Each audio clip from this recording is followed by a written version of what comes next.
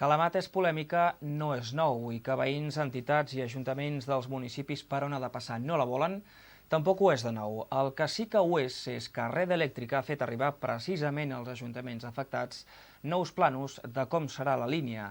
Amb més detalls se sap per on passarà el traçat i de quantes torres disposarà.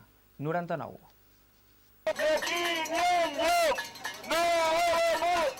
Aquestes imatges són de fa unes setmanes. Veïns, entitats i autoritats de Bescanó, un dels municipis més afectats pel pas de la línia de molt alta tensió, protestaven el dia en què tècnics de Red Eléctrica i l'Estat havien d'assignar a l'Ajuntament els tràmits per les expropiacions dels terrenys per on ha de passar el cablejat. L'oposició popular i de la majoria d'ajuntaments passats els dies sembla que hagin caigut en sac trencat si tenim en compte que avui s'han donat a conèixer detalls de com serà la polèmica línia.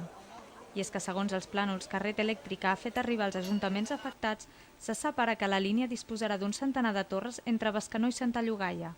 El traçat, a més, no patirà gaires variacions de les plantejades inicialment per la Generalitat i la mateixa Red Eléctrica. L'única part del recorregut que es modifica lleugerament és una petita ziga-zaga a la zona de Viladesens.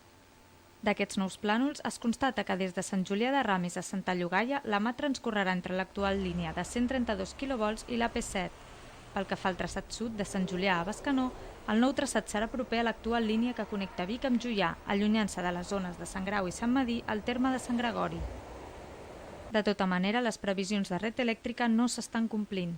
Els terminis porten un retard de quasi 5 mesos.